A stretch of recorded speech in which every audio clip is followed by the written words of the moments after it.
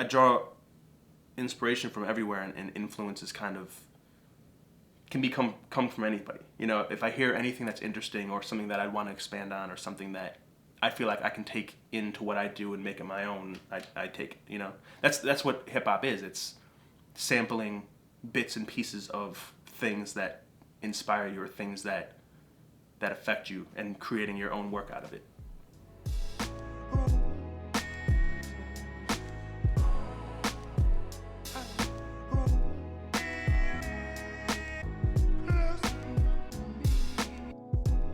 I was born and raised in Madison, Wisconsin. Um, I was adopted by my family when I was about 18 months old. I always was interested in music. From my childhood, I was always taking. My mom pushed me into it. She got me in piano lessons and guitar lessons, and I was in the choir for a while. And it's funny because she always told me that my biological mother was a musician. She was a singer and a pianist or something. And I met her a few years ago, and it turns out she has no musical talent at all. So I have no idea where it came from. It's always been in me, and I've always loved music.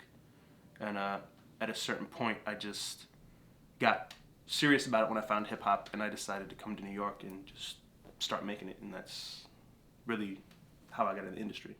I don't know what I would do without music. It's the only thing that I've ever felt passionate about and driven to work towards, you know? It's the only thing that's ever inspired me to work towards something. There's a lot of artists that I'm working with now that were people that I listened to growing up, and people that I have relationships now with that were people that I listened to growing up in.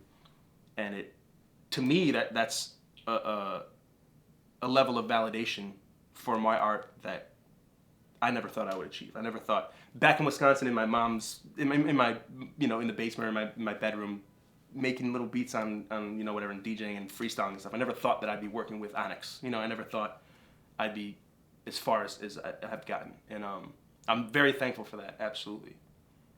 But I try to not think about what I've done. I try to think about what's next, because I feel the moment you start dwelling on what you've done, you already stopped your progress. You know, you need to consistently keep moving and keep your head down and keep working, or you're going to slow up and stop your progress. I feel like I always have room to improve.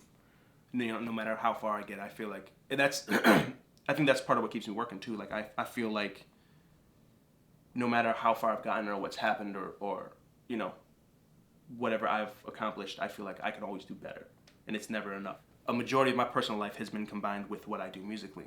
A lot of my friends are people that are in the industry or other artists. We can relate, and I can have personal time while I'm working towards what I'm working towards.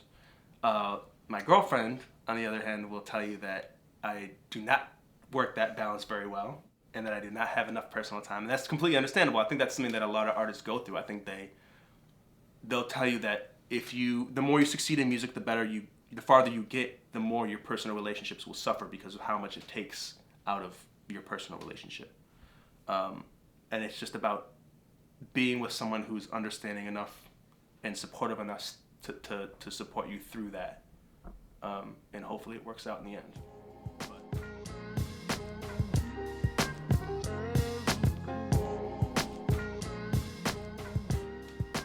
My ultimate goal through music is just to be able to create something that I feel is of a certain quality, and be able to release it to the world and have like-minded people appreciate it the same way that I do. I'm a fan of a lot of people, and I just want people to relate to the stuff that I do the same way I relate to the people that I'm fans of. You know, I want them to get the same feeling that I get when I listen to certain songs. And that's really my goal. I want to be able to just do what I do naturally and do what I love to do, and hope other people appreciate it. To all the other B-side artists out there, I would say stay busy. Just really consistently stay working on your craft and your music. Don't, regardless of what happened, what's going on in the world, whatever's happening in your life, if you want to make music, if you love to make music, don't stop. Consistently work on it. Consistently put your stuff out. Promote it. Do whatever you can. Just just keep working hard, because that's the only way anybody's going to succeed now. It's all about hard work and passion, and that's what gives you longevity. I am the Audible Doctor, and this is B-Side Anthems.